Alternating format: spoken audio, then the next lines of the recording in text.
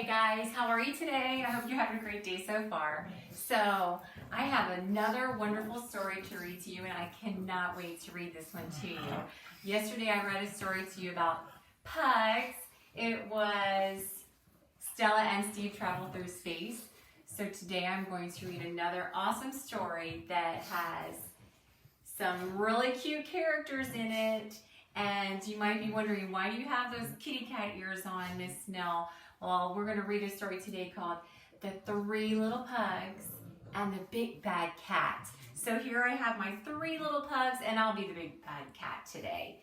All right, so this is going to be our story, and you're going to love it. Let's go over the different text connections that I want you to make as I'm reading. Text to text, remember what that is?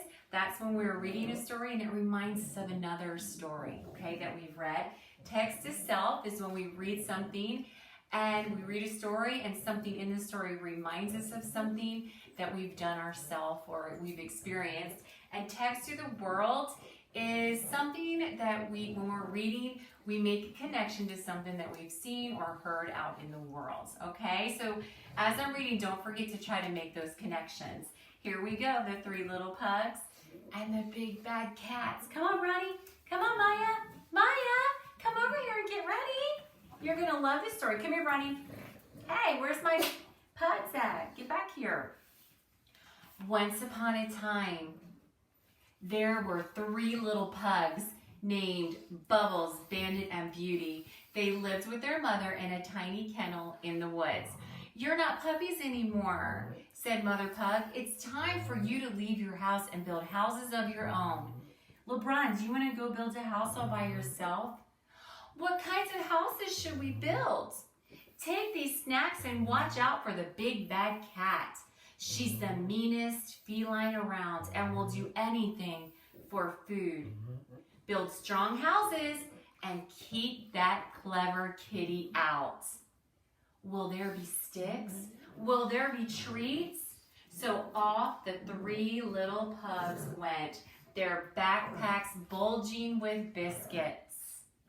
Guys, are you making a text-to-text connection as I'm reading this? Is this story reminding you of another story, The Three Little Pigs? Yes, this story, listen and make the connection as we're reading. You're going to see that this story is written just like the Three Little Pigs, except it's the three little pugs. So off they go to build their houses. Bandit and Beauty bounded ahead while Bubbles dragged his paws at the back.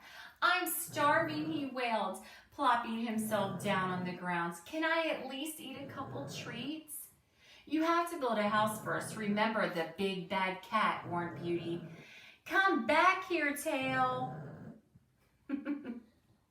Fine, said Bubbles, looking around. Then I'll build my house right here out of straw. And that's exactly what he did.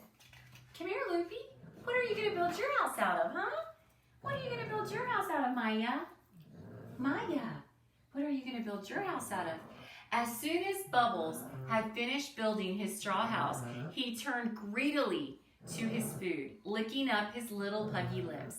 He opened his mouth as wide as it would go, but before he could take a bite, he heard a noise outside. Humph! Can a pug eat his meal in peace?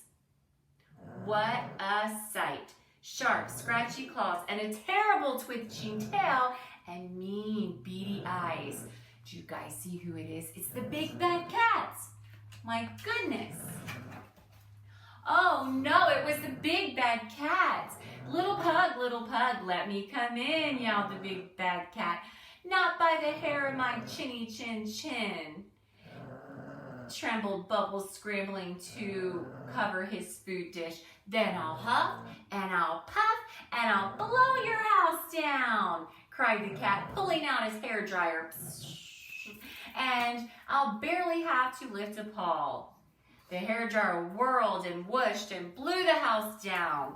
Yikes, yelled Bubbles, and he scurried away as fast as he could. Come here, Maya.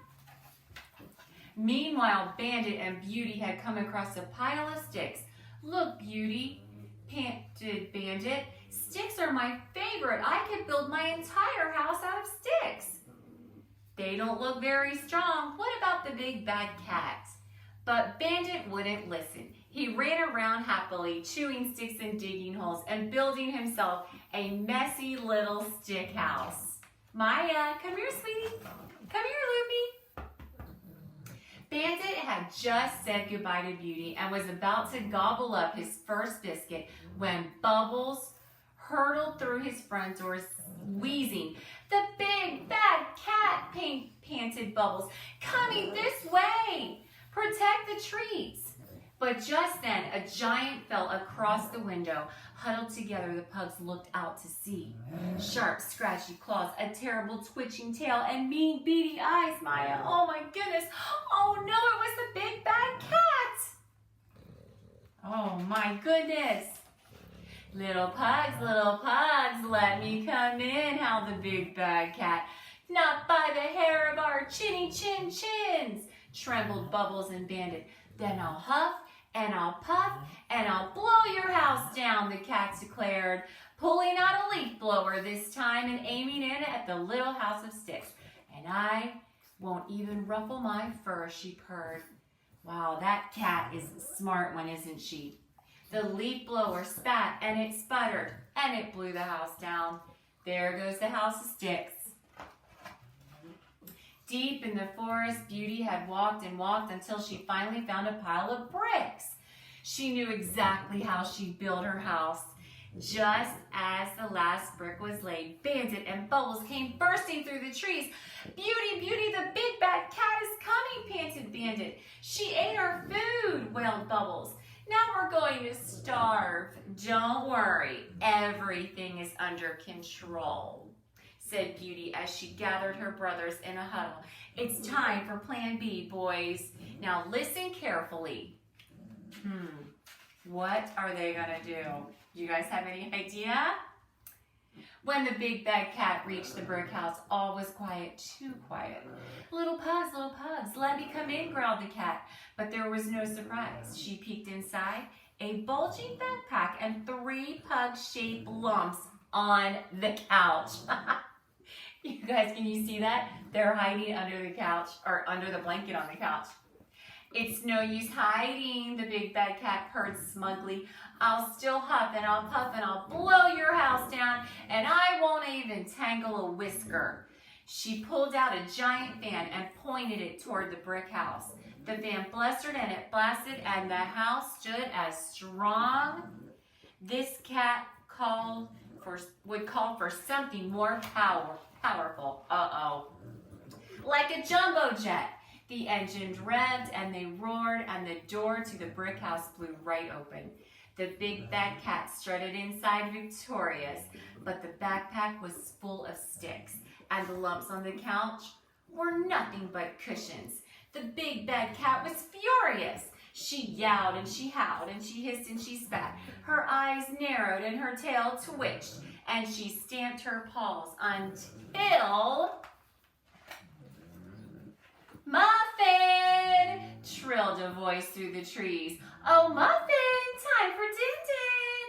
Who do you guys think Muffin is? The big bad cat. With a flick of her tail, the cat trotted back through the woods, discarding her disguises. "There you are, my itty-bitty muffin pie," said Miss Honeybun, scooping her up. "I have the most wonderful surprise for my pretty witty Wuffy Muffy. Come in, princess." And she carried her inside the house.